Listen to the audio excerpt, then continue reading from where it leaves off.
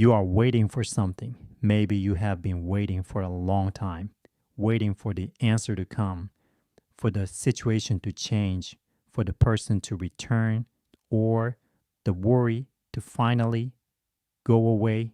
And the waiting, the not knowing, is more exhausting than the thing itself.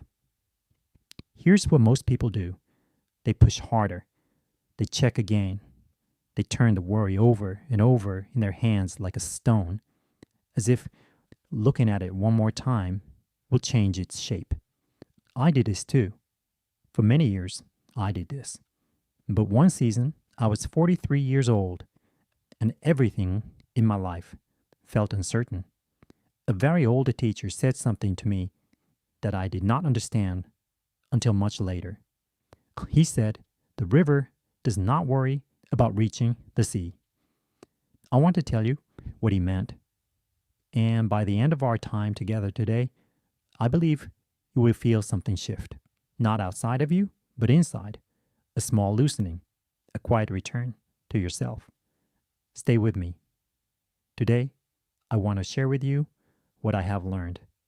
Across 86 years, through loss and illness, and long seasons of uncertainty, about how to stay calm when life gives you no clear answers.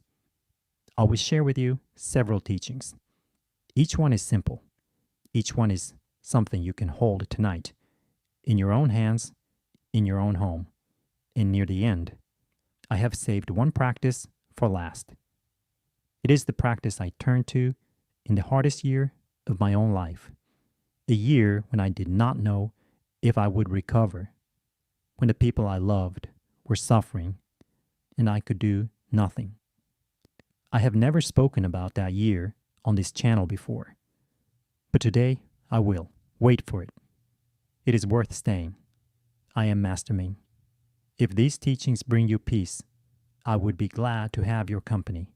You can subscribe, and I will walk with you each week. The river does not chase the sea. The first teaching is this. When I was a young student, barely 20 years old, I was sent to carry water from the mountain stream to the kitchen every morning. We used clay jars, wide-mouthed, heavy things. One morning, I decided I would fill my jar faster by holding it directly under the waterfall rather than the gentle stream beside it. The force of the water knocked the jar from my hands. It shattered on the rocks below. My teacher watched from the path above. He did not scold me. He simply said, "Water finds its way. You do not need to chase it." I carried an empty jar back to the kitchen that morning and was given the task again the next day. But I never forgot what he said. We live in a world that tells us to push, to strive, to make things happen through force of will. And there is a time for effort. Yes, I do not believe in doing nothing and calling it wisdom, but there is a kind of effort that comes from a trust. And there is a kind of effort that comes from fear. And these two things look very similar from the outside, but they feel completely different on the inside. The effort from fear says, if I stop pushing, everything will fall apart. The effort from trust says, I will do what is mine to do, and I will release what is not. The river does not chase the sea. It moves constantly in the only direction it knows, and the sea always is there to receive it. Here is something small you can do tomorrow morning. Before you do anything else, before you check your phone, before you make your tea, sit quietly for just 2 minutes and speak one worry out loud, not to solve it, just to hear yourself say it. Then say very simply, I have done what I can. I release the rest. You do not have to believe it fully the first time. That is all right. The practice teaches you, over time, what words alone cannot. This is how you begin to separate what is yours to carry from what was never yours to carry at all. What the bamboo knows. The second teaching came to me not from a person, but from a storm. I was living near the coast of Fujian for a period of my middle years. There was a typhoon season. I still remember it. The winds were extraordinary. Trees came down, walls cracked. For 2 days and nights, the noise was tremendous. And when it passed, I walked outside. The old trees, some of them uprooted, some broken at the trunk. But the bamboo groves, they were bent nearly to the ground. Some of them, their tips were touching the earth. And as I watched, over the next hours, they rose. Slowly, gently, they rose back to standing. Every one of them. The bamboo did not resist the storm. It went with it entirely. And because it went with the storm, it survived it. There is a kind of person who, when difficulty comes, becomes rigid. They clench. They contract. They say, this should not be happening. And all of their energy goes into that resistance, into fighting the reality of what is. I have been this person. Perhaps you have been this person too. The storm does not care. The storm passes regardless. And what determines whether we survive it, whether we rise again when it has gone, is not our resistance, but our flexibility. Bending is not the same as breaking. Yielding is not the same as giving up. When you feel the tightness come in your chest, in your jaw, in your shoulders, when the anxiety rises and the mind begins to race, try this. Breathe in slowly for a count of 4. And as you breathe in, imagine your spine growing tall, like bamboo, rooted deep. Then breathe out for a count of 6. And as you breathe out, let your shoulders drop, let your jaw soften, let your hands open. Do this 3 times. It will not solve what worries you, but it will return you for a moment to your body. And from the body, the mind can begin to settle. The bamboo does not think about the storm while it is bending. It simply bends. You can simply breathe, and when the moment passes, and it will pass, you will find you are still standing. The tea you did not order. Now, I want to tell you something about acceptance, because this word, acceptance, is often misunderstood. People think acceptance means resignation. It means lying down. It means saying, fine, whatever, I give up. That is not what it means. There was a man I knew in my 50s. He was a merchant, successful, a good man, but a very controlled man. He liked things exactly as he planned them. One winter, he came to visit our monastery. He was exhausted. He told me he had been fighting a health difficulty for nearly a year and could not understand why his treatments were not working as quickly as he expected. I brought him tea. He looked at the cup and he looked at me and he said, "This is not what I ordered." I had brought him a bitter herb tea, good for his particular difficulty as I understood it. He had asked for something else. I said, "I know, try it anyway." He was quiet for a moment. Then he drank it. He came back 3 days later and told me he had slept better than he had in months. Now, I do not tell you this as a miracle story. The tea was simply tea. What had changed was him. For those 3 days, he had practiced something new. He had let something arrive that he did not choose without immediately pushing it away. He told me that was the first time in a year I stopped fighting. This is what acceptance is. It is not the same as liking what has come. You do not have to like it. It is simply asking, before you resist, one small question. What might this be for? Not, why is this happening to me? Not, this is not fair. But, what might this be for? This question does not have to have an answer. It is simply a door that you open inside yourself, just slightly, that allows something new to enter. Sometimes the answer comes weeks later. Sometimes it comes years later. Sometimes it does not come in words at all, but in the quiet sense, eventually, that something painful also gave you something you could not have received any other way. I will not promise you this always feels good. It does not. But I will tell you what I have seen in 86 years of living. The people who suffer most and longest are not those who face the greatest difficulties. They are those who spent their lives fighting what had already arrived. And the candle and the wind. The fourth teaching is about trust. My mother was a small, quiet woman. She did not say much about what she believed. But every evening, she lit a candle. She did this through very difficult times, through years when my father was away and she did not know when or if he would return, through illness, through poverty, through seasons of great uncertainty. She did not light the candle because she believed everything would be fine. She told me once, I light it because it is something I can do. I cannot control what is out there, but I can keep a small light here. I have thought about that for 60 years. There is a difference between hope and control. Control says, I will make the outcome what I want. Hope says, I will stay present and I will keep small light. And I trust that this matters even when I cannot see why. Most of us were never taught how to trust. We were taught to plan, to prepare, to manage.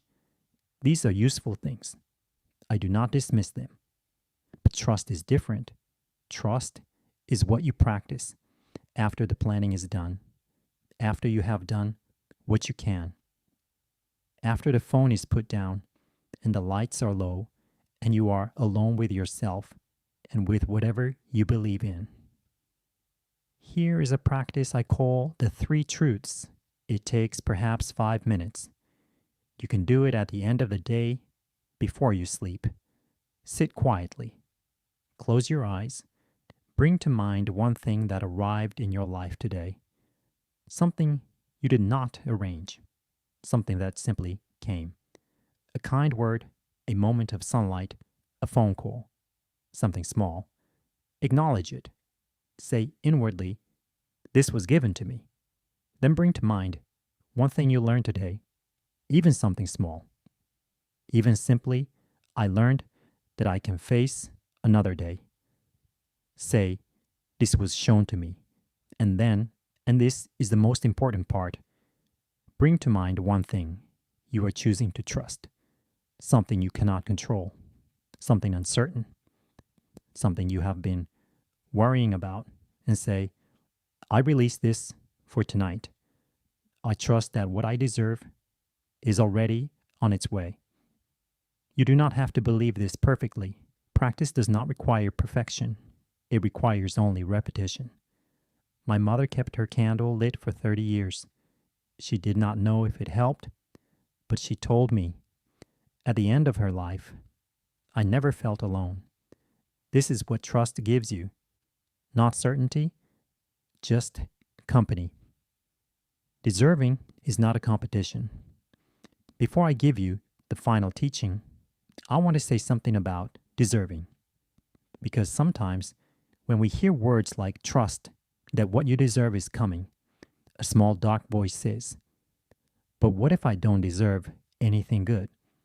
What if I have made too many mistakes? What if it is too late? What if other people are more deserving than me? I want to tell you about 2 monks I knew when I was young. They studied at the same monastery, arrived at the same time, practiced together for years. One of them, let's call him the first monk, was very gifted. Everyone said so. He meditated with great skill. His insights were praised. He was given recognition early. The second monk quiet, unremarkable, often overlooked, simply practiced, day after day, without recognition, without praise. 20 years passed. The first monk became known and then, slowly, became bitter. He began to compare. He felt he deserved more. He felt the world had not given him what his talent warranted. The second monk. I visited him in his older years. He had a small garden. He was tending it when I arrived. He looked up and smiled and said, "Come, the beans are almost ready." He was one of the most peaceful people I have ever known. The difference was not talent. The difference was not what the world had given them. The difference was this: the second monk had never decided that deserving was a competition. He simply did his work. He tended his garden. He trusted, day by day, that a life lived with care and kindness would bring what it would bring. And it did. Not fame, not extraordinary recognition, but deep, quiet, unshakable peace. You deserve good things not because you have done everything right. You deserve them because you are here, because you have survived what you have survived, because you are still, today, making the effort to grow. A small practice. Before you sleep each night, write one sentence, just one. Something you did today that you can honestly acknowledge. Not praise, not boasting, just a quiet recognition. It might be, I was patient today when I did not feel patient. Or, I tried, even though I was tired. Or, I was kind to one person. Over time, this small practice builds something. It builds the understanding that you are already, quietly, earning something through the simple act of living with care and the universe. In whatever way you understand that word, does not miss this. The 60-second surrender, and now. The teaching I promised you at the beginning. The one from my own hardest year. I was 71 years old. I had been unwell for several months. The doctors were kind but careful. They could not tell me clearly what the outcome would be. I had also, in the same season, lost someone very dear to me. And I could see that some of the people I loved were themselves struggling, and there was nothing I could do. I remember sitting in my room one night. Everything felt very heavy, not dramatic, not like a great crisis, just heavy and still. And I realized that I had been doing something for months. I had been holding everything, holding my worry about my health, holding my grief, holding my concern for others, holding my uncertainty about the future. I was holding it all, every moment, like a man clutching stones in a river, afraid that if I opened my hands, everything would be swept away. And in that moment, sitting in my room, I did something very small. I opened my hands.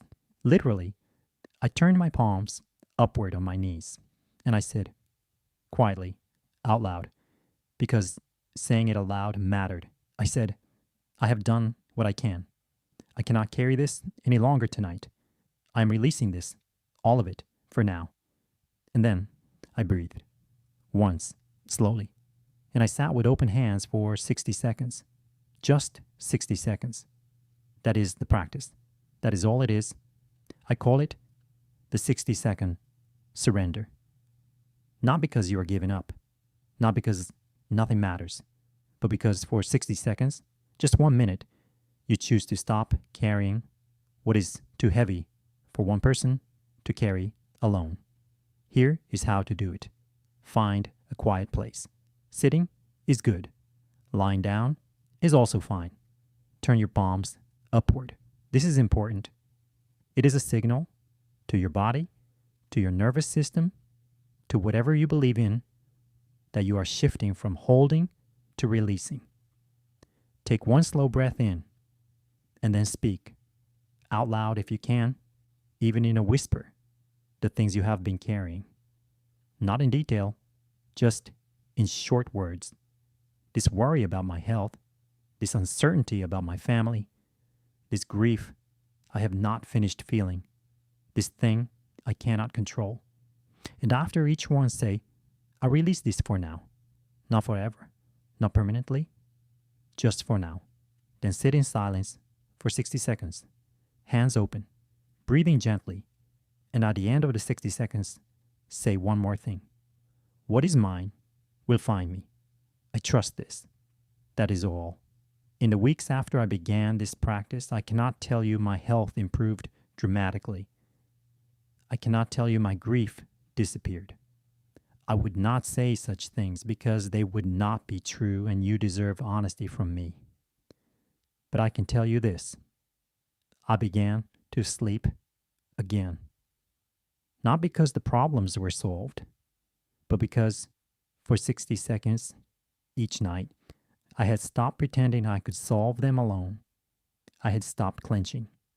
I had opened my hands, and something I cannot fully name, felt in those moments like it was received. The universe does not always give us what we want, but in my experience, in 86 years of watching this, it tends to bring us what we are ready to receive. And we become ready to receive it when we stop fighting, stop clenching, stop convincing ourselves that we must carry it all alone. Open your hands. That is where it begins. We have covered much ground today. We have talked about rivers and bamboo, about a tea that was not ordered, and candles kept burning through the dark, about 2 monks and a garden of beans, about what it means to deserve, not because you earned it perfectly, but because you are alive and you are trying. And we have talked about 60 seconds, just 60 seconds of open hands. I want to leave you with one final thought. Calm is not the absence of trouble. I am 86 years old. I know this well. Trouble does not stop arriving simply because you have learned to be peaceful. The storms keep coming. The uncertainties do not resolve themselves on our preferred schedule. But calm, real calm, is something you carry inside the trouble.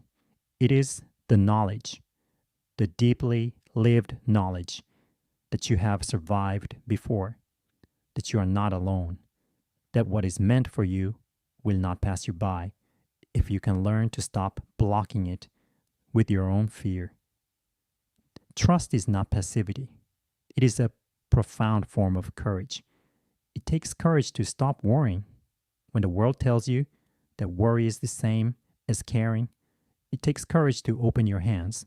When every instinct says to hold tighter, you have that courage. You have it because you are still here. You are still seeking. You are still willing to learn. That matters. That counts for something.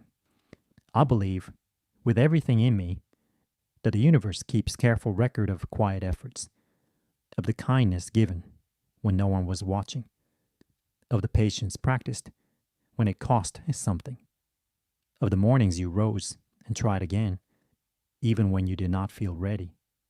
None of that is wasted. None of it. My wish for you today is simple. May you feel even slightly a little lighter than when we began. May you trust, even one small degree more, that what you deserve is finding its way to you. And may you rest tonight, truly rest, knowing that you have already done enough. Now, I would love to hear from you. Tell me in the comments below, what is one thing you are ready to stop carrying alone? You do not need to share the details. Just naming it, even simply writing, I know what it is the beginning of releasing it. And if these teachings have brought you any peace today, please consider subscribing. New teachings arrive each week, and I would be glad of your company on this long walk.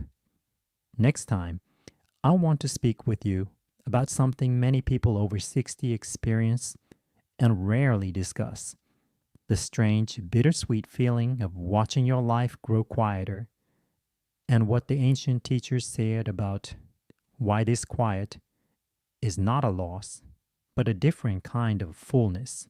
I think you will find it worth staying for. Until then, walk gently and trust the river. It knows the way.